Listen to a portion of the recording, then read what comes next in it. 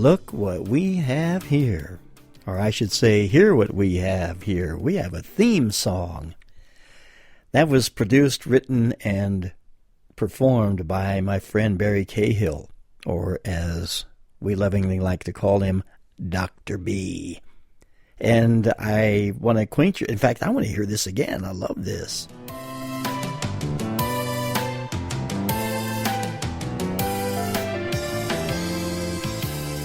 Ah, yeah, that just gets me in the mood. So there's our theme music from here on in this show and from the upcoming shows that I'll be sharing with you. And as always, thank you for joining me. You know, I was waking up the other day, and this phrase was running through my mind. It's the first thing I became aware of. I didn't wake up to the sound of music like McCartney and Let It Be. I wake up to the sound of music, Mother Mary comes to me. No, I had a phrase that was repeating itself. Has that ever happened to you? You get something in your head, you just can't get it out? Not that I attempted to do that. I thought it was very curious, though, that this phrase was even happening, because I hadn't been thinking about this for many, many years. I was introduced to this idea a long, long time ago. But what was interesting when I first heard about what we resist persists, because that's the phrase that was going through my mind, I guess I should share that with you. I just took that hook, line, and sinker and bought it. I wonder how much we actually just take for granted that it's true just because somebody tells us or we read it, and we just accept it as a fact. Not that we can't recognize the truth when we hear it. I think we can. But I wonder about some things that maybe we should start investigating rather than just accepting. It reminds me of a story that I have told many times in trainings that I've given about this family that was getting together for a Thanksgiving meal, as families often do. And the women were in the kitchen. They were doing the preparation for the meal. The men were off somewhere else in this situation. This is the way this family was doing it. And we had this young 6-7-year-old girl, Becky. And Becky is at the age of curiosity. She wants to know why. You know, a lot of us have stopped asking why. And maybe for good reason. Because as a young person, we want to know why, and maybe our parents and whoever we're around are busy and they're preoccupied with something, and they give us this because. That's it? That's why? Yes, because. Because I said so. That's why. Maybe it's because they don't think we can understand or grasp the full concept of why something is the way it is, or maybe they just don't want to be bothered. And it would be nice, wouldn't it, if they just said, you know what, I don't want to be bothered by that question. Right now, I'm not going to answer it. Come back another time, and maybe I will. Well, why can't you answer it now? You know, can't you just see the whole conversation going? And you're trying to get away from answering the question because you want to be busy with something else, and you don't want to be bothered by this why question. But here's our young 6-7-year-old Becky, and she's in with all the women, and they're preparing this meal, and she's watching. She's, as I said, very curious about things. And she sees her mother take this ham, this full ham, and she cuts a section of it off, puts that part of it back in the refrigerator, and the rest of the ham goes in the pot, and continues on her process of preparing this meal with the other women in the kitchen. And Becky tugs at her mother's apron strings and says, "Hey, Mom, I just watched you, I've never seen this before, but you cut a piece of that ham off, and you put that back in the refrigerator, and you put the rest of it in the pot. How come you did it that way? Why did you do that? Why did you cut it off?" And her mother, of course, as I said, she's preoccupied. She doesn't want to be bothered with questions, and she says, "Hey, look, Becky, this is how I learned to make this meal. And if you're so curious, if you want to know why, your grandmother taught me how to make this meal, and I'm just doing what I was shown to do. So if you really want to know why, go ask your grandma." So she passes Becky off to her grandmother, and her grandmother is also busy and very focused on what she's doing in her preparation for the meal. But Becky tugs at her grandmother's apron strings and says, "Hey, Grandma, I just watched Mom. You know, she's dealing with the ham, but she cut a section of that ham off, and she put part of that back in the refrigerator, the part she cut off, and then the rest in the pot. And I asked her why she did that, why she didn't just cook the whole ham. And her grandmother said, "Oh, Becky, I'm just so busy. I mean, I appreciate you wanting to know that question and you want an answer to it, but I am so busy. And I got to tell you this. I'll take the time to say this, that I learned this from your great-grandmother, how to make this meal. And I passed that down to your mother. And we've always made it this way. As far as I know, this is how the meal is prepared. And if you really want to know the answer to that question, there is your great-grandmother. She's sitting there. I don't think she's asleep right now. Why don't you go ask her?" So Becky is passed off to the next generation. And there's great-grandmother sitting there, half asleep. And Becky walks up to her and says, "So, great-grandmama, I am really perplexed about something. I watched my mom cut a piece of ham off, put that piece in the refrigerator, and then she put the rest of the ham in the pot. And I don't understand why she cut it off. And everybody tells me that they learned it from, my mom said she learned it from her mom, and now my grandma says she learned it from you. And if I want to know the answer to this, I should come ask you. So here I am asking you. And great-grandmama thought, well, that's so sweet of you, Becky. Nobody has ever asked why the meal is prepared in this way. It has an interesting story. When your great-grandfather and I were first married, God bless his soul, but when we were first married, we didn't have a lot. I didn't have many pots and pans to make meals with.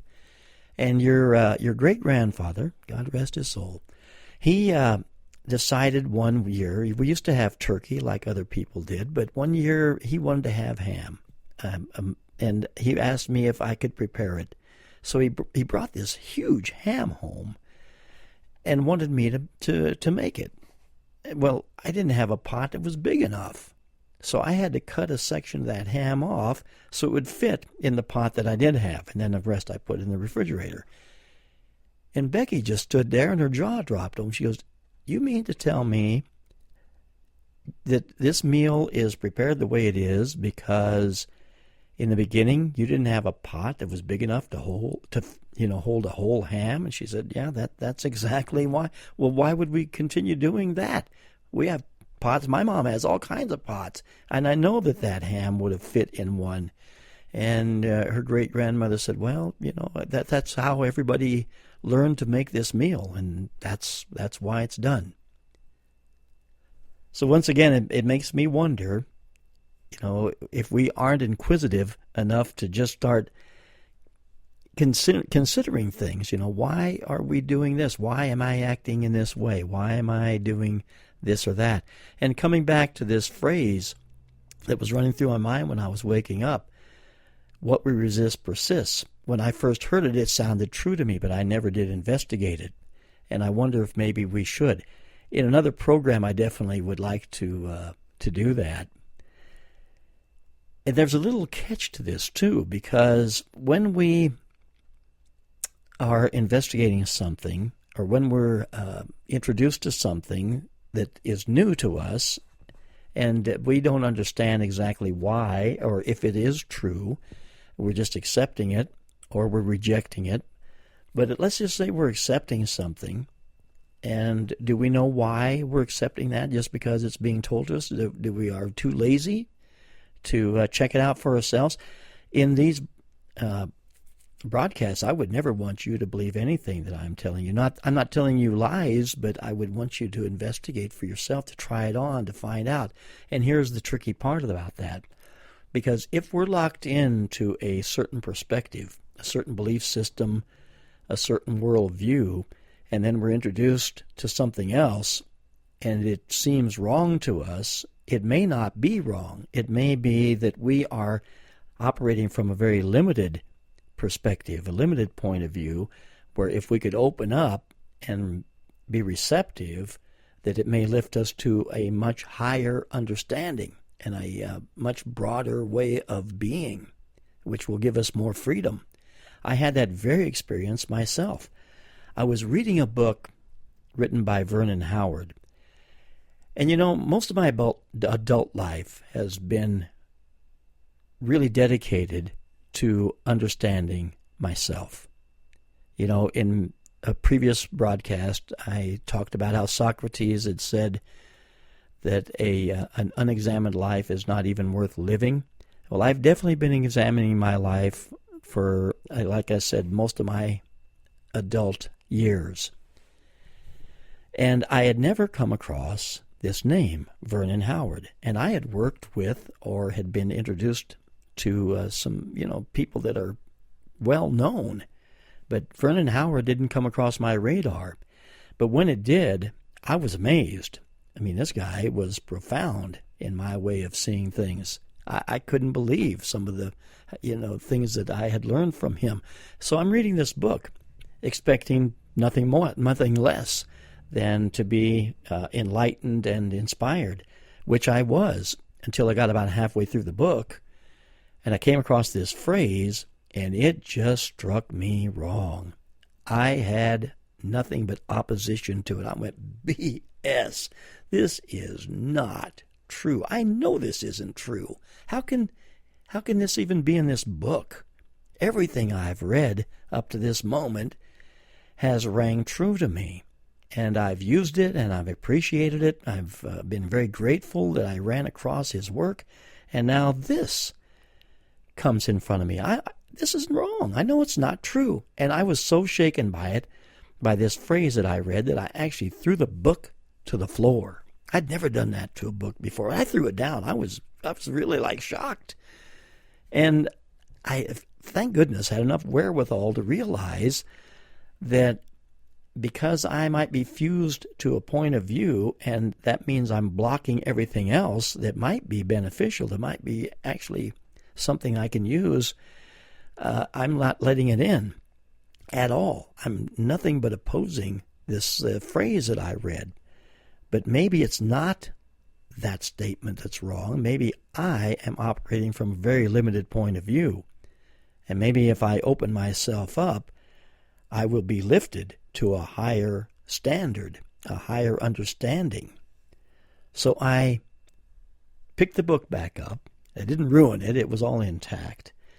I was a little bit hesitant in opening up to the page where I had such resistance, but I looked at it, and I reread the phrase that was such a bother, and I was as shocked the second time through that phrase as I was the first, when I first was introduced to it. Because on my second reading, it was like, oh, I get it. Yes, this is absolutely true. So all my yeses, prior to that phrase, I was going, yes, yes, yes. Oh, this is great. Yes, yes, yes. Then I got that phrase, and it was no, no, no, no, no, no, no, no. And then I opened myself to the fact that maybe it's me and not the phrase. Maybe this is not as wrong as I thought it was. And sure enough, I found out that was true. It was just me. So if you come across something and you find resistance in yourself toward it, that may be fine, but it may be worth investigating too, to realize that you might be operating from a limited point of view or a perspective, and that you could be a little bit more open. Because if we have, the old story is, if we have a glass of water and it's completely full, that cup is useless as far as something else being put into it. So if we could come to these realizations and understandings that maybe I need to empty out my cup a little bit and be open to something new being put into it that I've never been exposed to before, that I'm seeing as not true, that it may very well be true, and it's only my limited perspective that says it isn't. But as far as the statement, what we resist persists, I would definitely like to get into that in another broadcast that you and I will get involved in another time. But until then, thank you very much for joining me, and I trust that from this point on you will live uncommonly well. I look forward to our next time together.